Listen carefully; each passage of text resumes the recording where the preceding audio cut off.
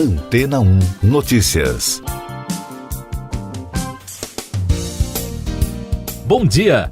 A International Business Machines Corporation, mais conhecida por IBM, definiu um prazo de 3 anos para a entrega de um computador quântico para uso comercial.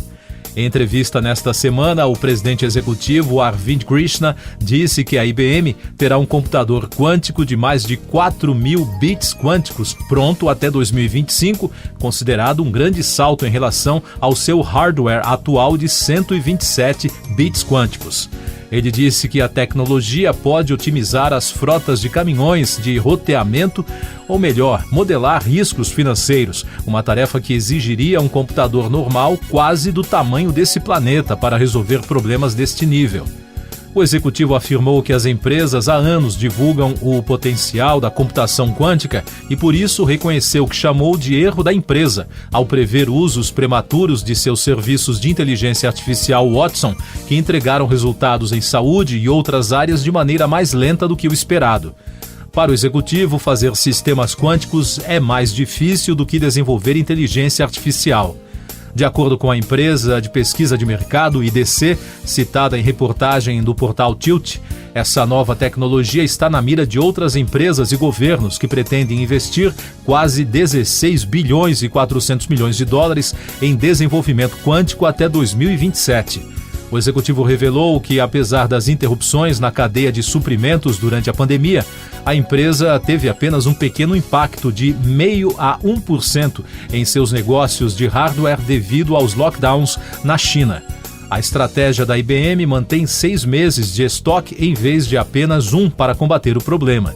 Entraves na cadeia de suprimentos podem ter consequências graves para qualquer organização em todo o mundo, como o aumento dos custos, a perda de clientes e a morosidade nos seus fluxos operacionais e de controle.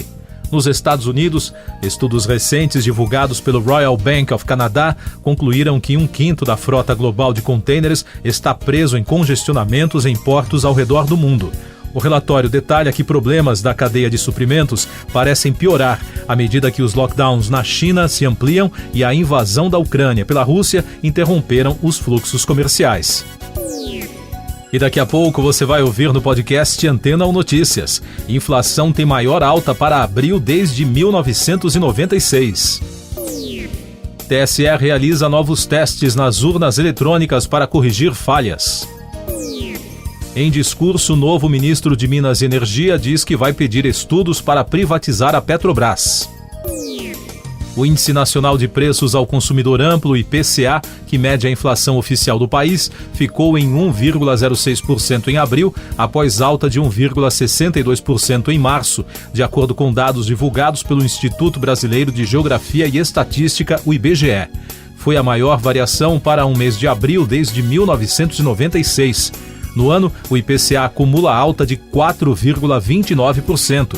E, mais uma vez, a gasolina exerceu o maior peso sobre a inflação, com alta de 2,48%. O Tribunal Superior Eleitoral voltou a realizar novos testes com ataques controlados aos sistemas das urnas eletrônicas. O teste público de segurança repete 5 formas de expor vulnerabilidades do equipamento depois dos exercícios realizados em 2021. De acordo com o tribunal, os planos que serão repetidos geraram sugestões de aperfeiçoamento das urnas, mas não apresentaram brechas que podem comprometer a eleição. Em primeiro discurso à imprensa, como ministro de Minas e Energia, Adolfo Saxida disse que irá trabalhar pela privatização da Petrobras, pretende incluir o pré-sal nos planos de venda da estatal e sinalizou dar prosseguimento à privatização da Eletrobras.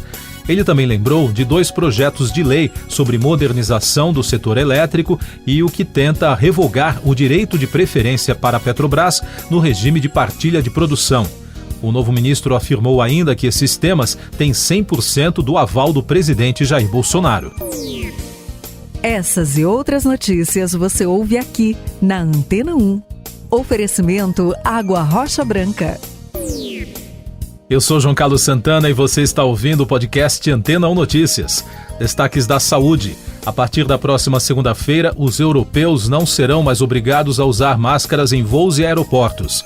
Em comunicado conjunto, a Agência Europeia para a Segurança da Aviação e o Centro Europeu de Prevenção e Controle de Doenças afirmam que vão retirar a recomendação do uso obrigatório do equipamento nesses locais. Nas diretrizes divulgadas está incluída também uma flexibilização das medidas mais rigorosas sobre as operações aéreas, mantendo ao mesmo tempo medidas apropriadas em vigor, anunciaram as agências.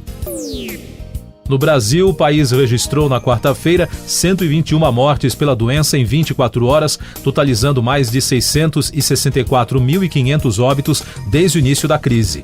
A média móvel nos últimos 7 dias é de 107, indicando tendência de estabilidade.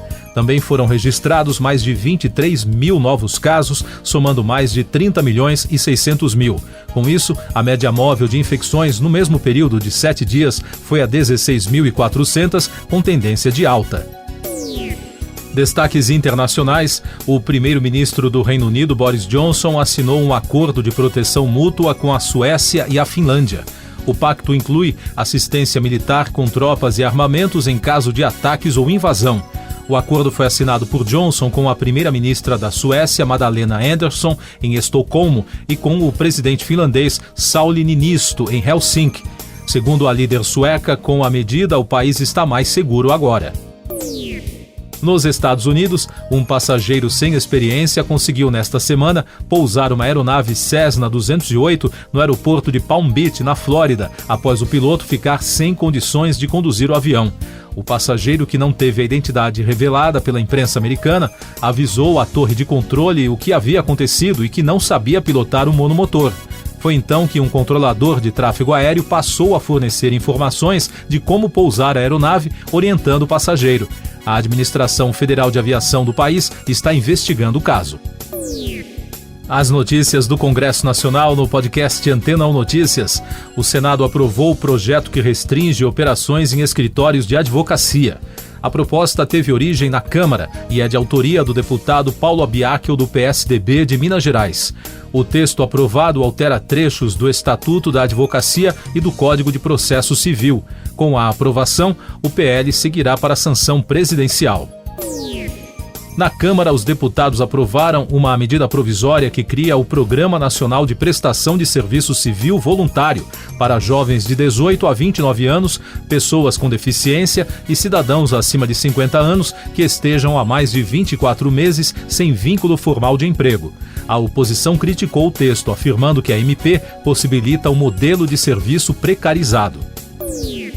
Documentos enviados nesta semana pelo Congresso ao Supremo Tribunal Federal apresentaram a indicação de mais de 3 bilhões e 400 milhões de reais em emendas dos orçamentos secretos de 2020 e 2021.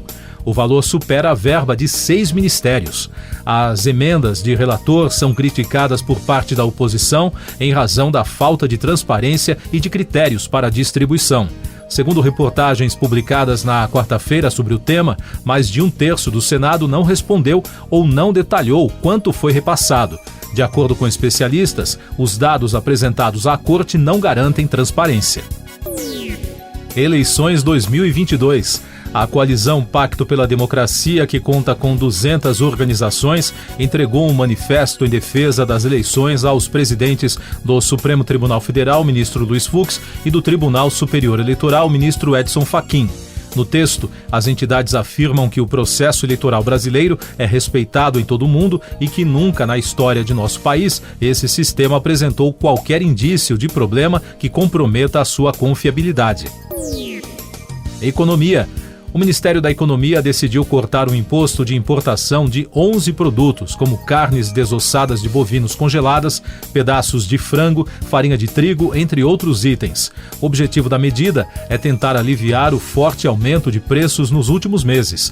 Ao comentar a decisão, o secretário executivo da pasta, Marcelo Guaranis, disse saber que essas medidas não revertem a inflação, mas apontou a expectativa de que haja desestímulo a novos aumentos de preços, já que o corte torna o produto comprado no exterior mais competitivo aqui dentro.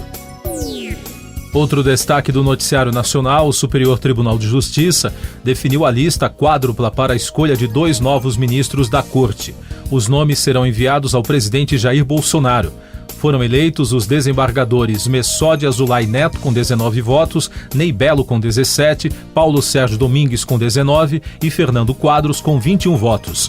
A escolha dos candidatos seria feita em fevereiro, mas acabou adiada em razão da pandemia. E a ministra Maria Tereza de Assis foi eleita para presidir a Corte no biênio 2022-2024. Ela será a segunda mulher a chefiar o tribunal desde 1989 e tomará posse em agosto. Siga nossos podcasts em antena1.com.br. Este foi o resumo das notícias que foram ao ar hoje na Antena 1.